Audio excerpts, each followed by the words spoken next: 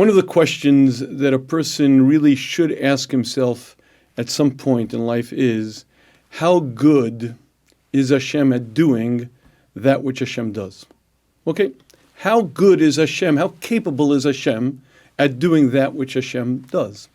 Now, if you're not really sure about the answer to this question, I don't know, just look at the stars, the moon, the sun, just look at basic biology textbooks, study a little bit of physics, study the complexity of this world, and you'll see that Hashem is very, very capable, and that Hashem is extraordinarily good at doing that which Hashem does. And then it's time to ask the very next question, and that is, well, if that's true, then why did Hashem create the human being, you and I, the way that Hashem created us? And if you think about the fact that Hashem is clearly very, very capable, and if you study the human condition, I think you're going to quickly see quite a number of things that make zero sense whatsoever. Hashem designed man in a manner to allow him to suffer. But it wasn't just that Hashem created the human being with the capacity to suffer. It wasn't just that Hashem created pain receptor sites. And it wasn't just that Hashem created an entire human dimension of personality that causes me grief or sadness or unhappiness. It's that clearly Hashem designed very specific conditions and very unique situations that seem to serve one purpose. Not to help man, but to make man's life on the planet quite difficult. As in things like pain and injuries, disease, illness, distress, emotional or psychological. And if you study the different types of these conditions, you really should ask a question. Let's deal with something basic. There are in the world things called diseases. Now, Hashem again is clearly quite capable, because if you study the immune system in man, you see it's phenomenally complex, brilliantly created, and yet with gaping holes in it, and specific diseases that seem to be almost handcrafted, hand-designed to penetrate those very holes, almost like there's a Swiss cheese, a hole that's so tiny right there, and a specific disease that was crafted to penetrate that very opening.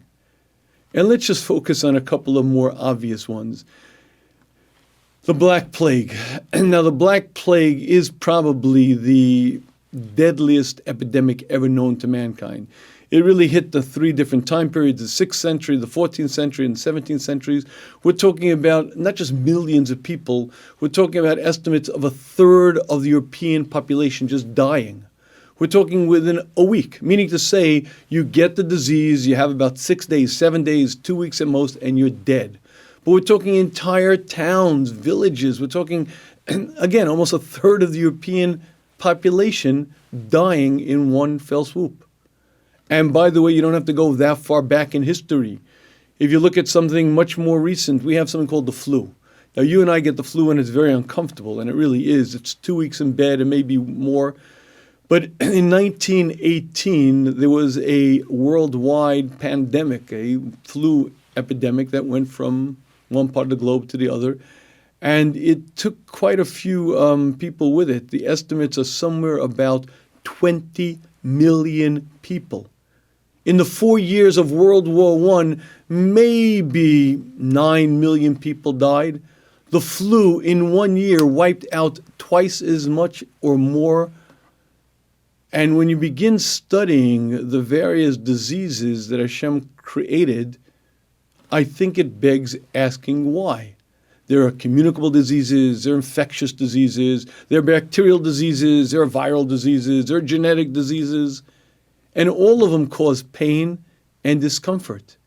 And all of them cause very serious side effects. But it's not just diseases, there are entire system disorders. Central nervous disorders, there's immune system disorders, autoimmune system disorders, urinary system disorders. There's an entire field of medicine. You know, we call it medicine and we call it health, but really it's an entire field dedicated to trying to alleviate the pain, the suffering that mankind goes through. And let's just study let's call it the top diseases in the USA. Heart disease is a major, major issue.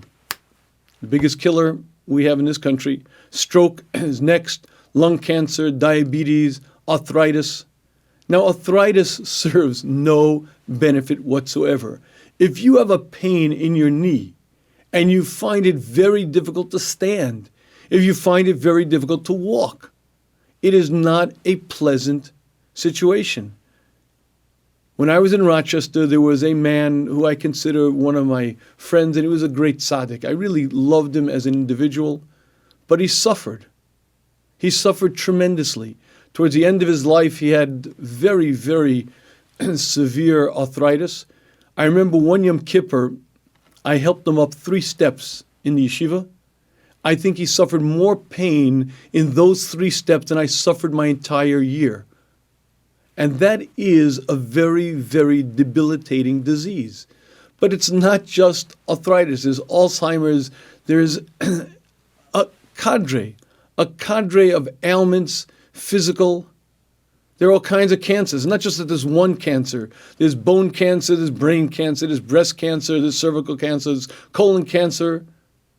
You have entire legions of diseases, of ailments, of illnesses. And they have great, great costs. Heart diseases in the United States of America costs about 630,000 people a year die because of cancer, only about 500,000. When you start dealing with the respiratory illnesses, when you start dealing with stroke, when you start dealing with all of the rest of the issues, you see there's a plethora of physical ailments, each one unique, each one seemingly designed specifically to attack a different area of the body, cause different types of pain, suffering. And of course, there's a whole other area called psychological/emotional distress. And there are all kinds of states. And there's Asperger's, there's anorexia, there's autism, there's bipolar, there's anxiety, there's ADD, there's depression. There are all types of personality disorders. And when you realize that each of them was handcrafted, each of them was specifically designed, and the human personality had to be created in a manner to allow for these issues, you begin to realize something doesn't add up. Something doesn't make sense. But I want to really bring this home with one specific point. The Chovos HaLevavos tells us that if you would imagine the most kindly, giving human being you could ever picture. Imagine Avram Avinu, total overflowing love. Take that love, multiply it 10,000 times. You don't begin to have an inkling to the love that Hashem has for every one of His creations. Not because I did anything, and not because I'm worthy, but because Hashem is a meitiv, Hashem is the benefactor, Hashem is the giver, and Hashem wants to share of His good with the ultimate purpose in creation called man. Yet, if you look out on the planet, you don't see all that much of that shining benefit. Let's discuss something called pain. Now, pain comes in many different types. There's acute pain, and there's chronic pain. There's breakthrough pain, and then there's bone pain. There's soft tissue pain. There's referred pain. There's phantom pain. Phantom pain when a person loses a limb, and they no longer have that limb, yet they feel intense pain in that limb that's no longer there, that they no longer have, but the nervous system hasn't sort of learned that yet, and they feel intense burning or needles or extreme pain without even a cause. And not only does pain come in different sort of methods, it's stabbing, aching, or throbbing, but it comes in many, many different degrees, from minimal or barely discomfort to unpleasant to constant to unmanageable to pain so severe that literally it causes a person not to be able to function, maybe even to die. And you could really describe pain in a very, very poetic almost way. There's achy kind of pain, there's dull pain, there's raw pain, there's sharp pain, there's cutting, there's shooting, there's boring, there's throbbing, there's pounding, there's beating, there's pulsing. You could write poetry about all the different flavors and nuances of pain. So here's the question. If Hashem is the meitiv, the benefactor, if Hashem loves human beings, why did Hashem create pain? And don't tell me that pain helps, because it doesn't. Avoidance pain, which teaches you to take your hand away from the hot pot, is processed in the spine. You see, when you step on that sharp nail, if it took long enough for the neural pathways to bring up that message to the thalamus and process it in the brain, the nail would be way through your foot and you'd be in big trouble. Avoidance pain that teaches you to quickly move your foot away, move your hand away, is processed in the spine. The pain that's debilitating, the pain that doesn't let you get out of bed in the morning, and the pain that is totally racking and totally consuming is processed in the brain and does man no good whatsoever. So here's the question.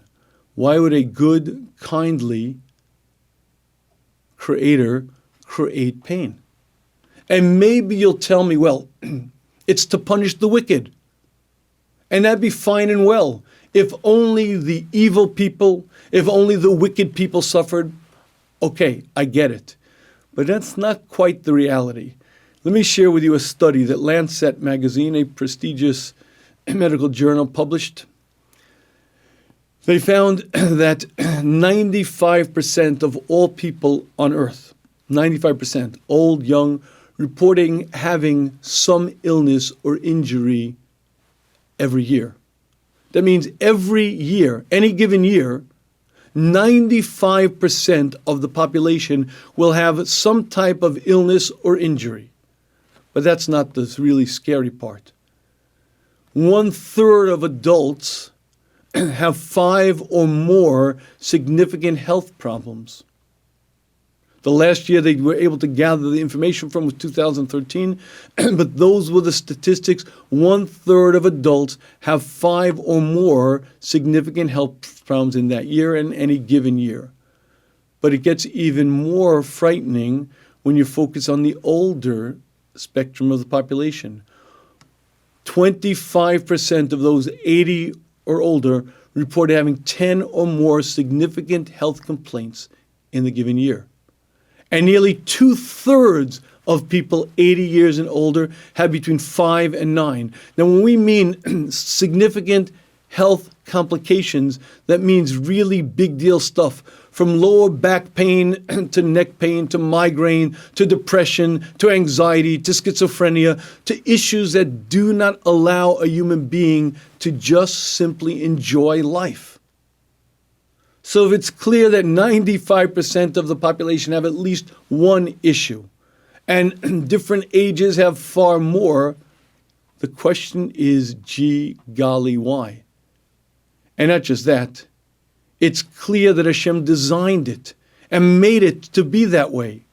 And the question is why? And just for the fun of it, I'd like to focus this question a little bit by really pointing out something that I consider eye-opening. When I was a kid, I spent many years, I have a martial arts background, I spent many years in karate, and I was a big fan of different people. There was one fellow whose name was George Dillman. Now, George Dillman was a very skilled karate martial artist, but George Dillman took himself very seriously, in fact, a tad too seriously. You see, he was a showman, the ultimate showman. And he would put on various demonstrations, breaking first boards, then bricks, and then huge blocks of ice. And eventually he ran out of something to top himself with. So George decided he was going to put on the ultimate karate demonstration. He was going to fight a bear. Now, you have to keep in mind the fact that obviously a human being against a bear is not going to do too well. So George hired a circus bear, a trained bear, and the trainer choreographed a fight scene with George. George was to duck, and the bear was to swing wide, then George was to hit the bear. And they choreographed the entire fight scene, and the day of the demonstration, the curtain comes up, George steps out, and the bear steps out to begin the battle. Well, as I mentioned, George took himself maybe a tad too seriously. He decided he wasn't going to go through the choreographed fight scene. He was going to actually knock the bear out. The crowd is gathered, the bear swings wide, George ducks, and George hauls off, boom, smashes the bear full force in the chest. Now, needless to say, George did not succeed in knocking the bear out, but he did manage to get the bear angry. So angry that had the trainer not somehow stopped the bear, George wouldn't have been there at the end of that demonstration. Because you see, a bear is 600 pounds of muscle. I don't care what rank black belt you are, you cannot fight against a bear. So here's the question. Clearly Hashem is capable of creating a bear that's mighty and strong. Why didn't Hashem put me, the same I who I'm talking to you, into a body that's powerful, mighty? Have you ever been in the winter shivering to the bone? I want you to think about the polar bear. The polar bear will cut a hole in the ice with its paw, go in for a dip in the frigid water, come up and then sun itself in the Arctic negative 40-degree temperature. The bear doesn't get cold. Why? Because the bear is mighty, the bear has a layer of blubber under its skin, and the bear is well equipped for life. Why didn't Hashem make us like that, mighty and strong, and never to get cold? When I walk by and a nail is sticking by, my skin rips open. That doesn't happen to most animals in the wild. Most animals in the wild are built rugged, are built sturdy. Why didn't Hashem make the human being that way? And while we're asking questions, let's extend this a little bit. The next time you're in the dentist's chair, I want you to think about the shark. Why the shark? Because that mighty hunter of the sea has 25 rows of teeth, so that when one of its teeth has a problem, the next one just pops it out and comes in a new tooth.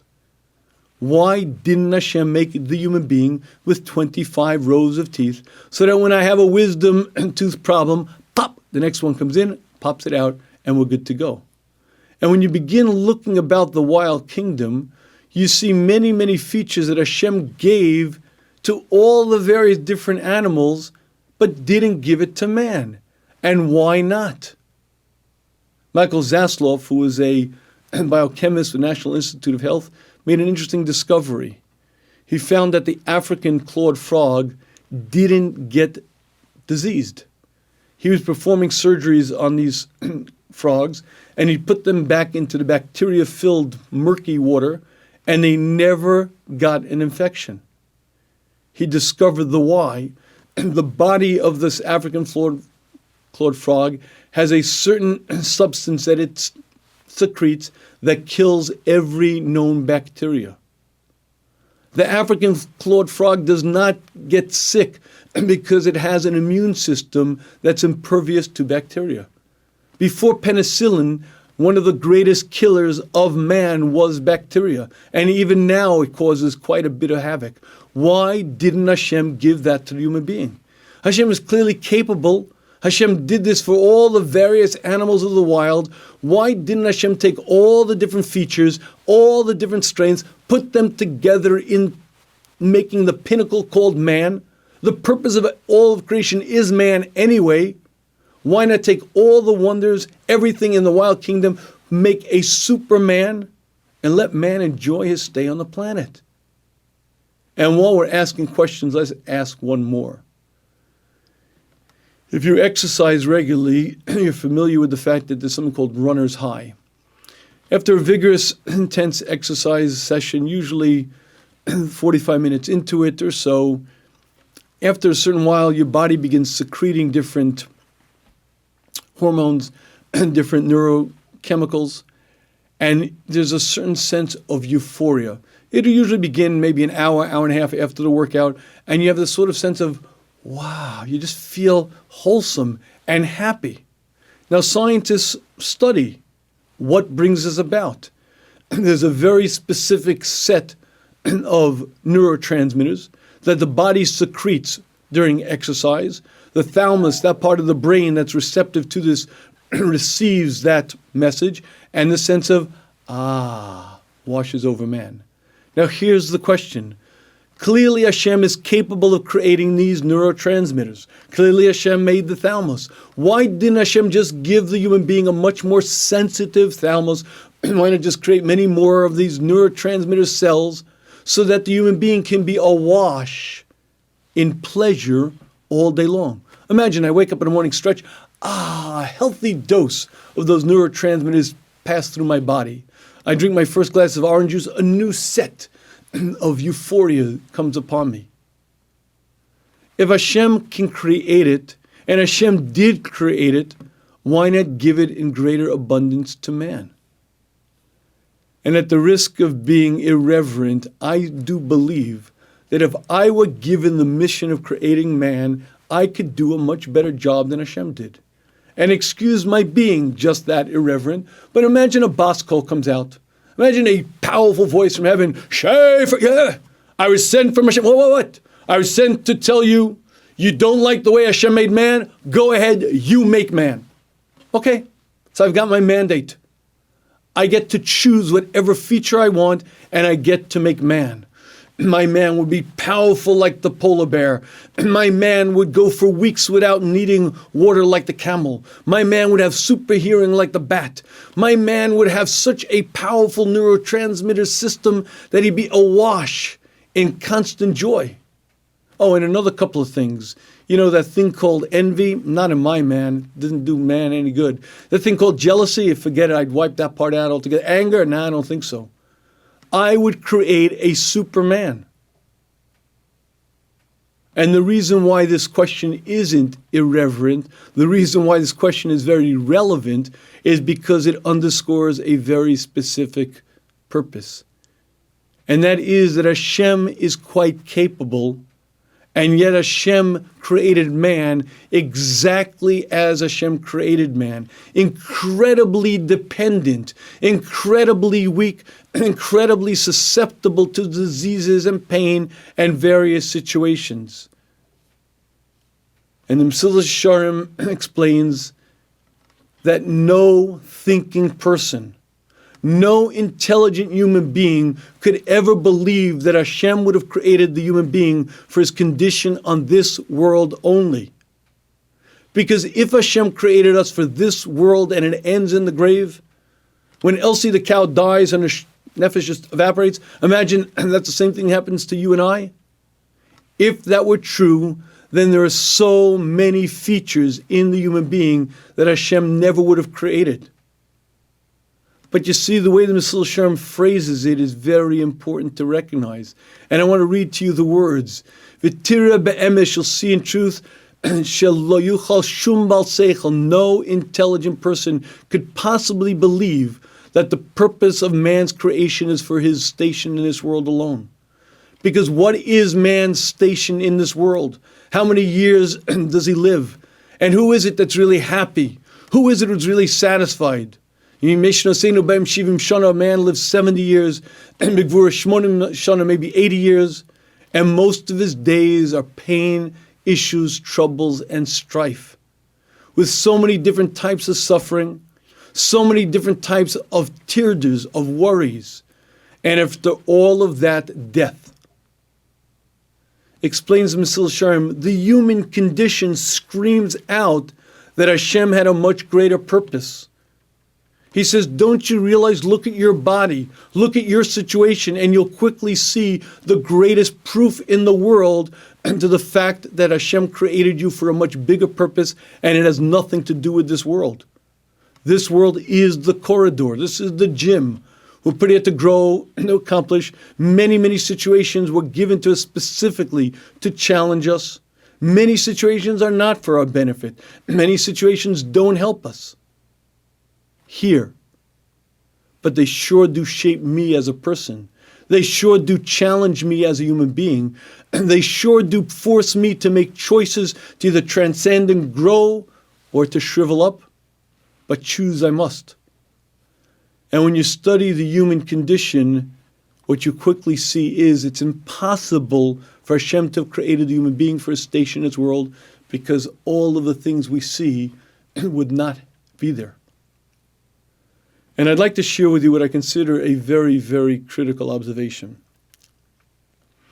If an atheist were to ask me advice, imagine our local atheist were to ask me for advice, I would tell him one thing. I would say, sir, if you'd listen to me, I would suggest to you that you climb to a very high building and immediately jump off. I highly recommend that you end your life now. Why? Because let's face it, guy, your life makes no sense. You're going to suffer pain, poverty, illness, disease, issues, troubles. Why go through it? How much pleasure do you really have?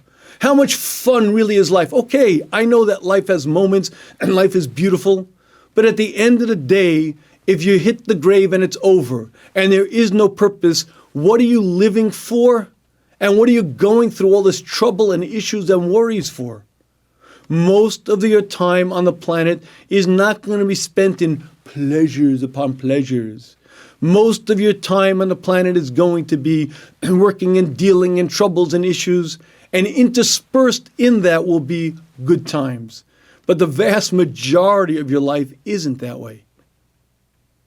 Now, if you understand that there's a much greater purpose, if you understand that this is the gym, and you understand you're here to grow and accomplish, and you understand that every single situation in life really isn't relevant, they're but the stage settings to allow me to become the great human being I could become, then life fundamentally makes sense. Certainly life is worth leading, and I make sense of my existence. But if you do not understand that there's a world to come, then my suggestion to you is jump, end it. There's no point anyway. And the only reason why our local atheist doesn't jump is because he's not really thinking, he's not really challenging himself, he's not really being critically, intellectually honest. And I love it when they get philosophical. Oh, I'm doing it for the children, for the next generation. I work very hard. I make that money, I spend that money, I make the money, I spend the money. It's true, there's very little purpose to my existence, but I'm leaving a legacy to the next generation so that they can work real hard, make some money, spend the money, make that money, spend the money, then they can die. So that they can leave it to their children, so they can work, spend the money, make the money, spend the money, then they die. It's purposeless, it's folly, it's foolish. Find a roof and jump. And again, the only reason why our local atheist doesn't jump is because he's not really thinking. Because Mesillas Yesharim is telling us that any thinking person will immediately recognize life makes zero sense. If the corridor which I'm in now is the end-all and be-all, jump because it doesn't really benefit you. What are you living for? What's the point of it? Suffering and pain and issues and trouble, and what do you gain from it? Zero, nothing. And when you're done, you're dead. So why go through it? And this point is not just a philosophical point. It underscores everything that you're ever going to go through. Do you know what the most painful thing in life is? To suffer when there's no purpose. To suffer and go through things that have no rationale, no reason. And if you don't understand that there's a world to come, you're going to suffer needlessly. You're going to suffer pains and troubles and issues. And it's every imaginable disease and every imaginable pain and every imaginable trouble, because we all have stuff. And if there's no world to come, my goodness, it's meaningless, empty, purposeless. And I think the point that the Mesillas Yesharim is saying to us is very, very clear. Sometimes it's hard to relate to the world to come. Maybe I don't see it so clearly. Look at your life. Look at your existence. It screams out the world to come. And if I recognize that Hashem is loving and kindly, and I recognize that I'm in pain, oh my goodness, clearly it's worth it. More than I love me, Hashem loves me. More than I feel my pain, Hashem feels my pain, and yet I have to go through this. Oh my goodness, what it must be worth. What's awaiting me. And this world, if you understand it, if you focus, is the greatest Mussar lesson in the world to prove the world to come. It's the greatest demonstration of the value of the world to come. Because if Hashem is the most kindly, loving, giving benefactor, and there is so many diseases and illnesses and pains and issues, know and understand there is a grand purpose, a much, much bigger purpose, lofty and way, way above anything in this world. And when you understand this, life itself fundamentally makes sense. And if you don't, nothing makes sense whatsoever. Focusing, thinking, putting the brain on is something that we human beings don't do. A person can spend his entire life never dealing with this issue. Why did Hashem make me the way Hashem made me? Why are there pain receptors? Why is my skin sensitive? Why do I get sunburns and headaches and stomach aches and cramp? Who needs this? And explains Mesillas Yesharim, you need it. You may not understand the exact answers. You may not understand exactly why now. But the more you focus on it, the more you'll see that Hashem didn't create us for this world. This is the passageway. This is the hallway. We go through it quickly and we're done. And then forever, for eternity, I am what I shape myself into. When you understand this, fundamentally, life makes sense. When you understand this, you wake up in the morning with a sense of zeal, with energy. Let's go. Even though I know that there are going to be troubles, even though I know that there are going to be issues and problems, it doesn't matter. It's more than just worth it. Life fundamentally is precious, is beautiful. But more than anything, Mesillas Yesharim is explaining to us, when you study the human condition, you see the world to come clearly in front of you. But you have to put the brain on, you have to think. When you do that, you see the majesty, the beauty of Hashem's world. You understand, maybe not with total clarity, but you understand the general picture, and you have the greatest proof to the fact that Hashem created us for a much greater purpose, not for this world, but for our purpose in the world to come.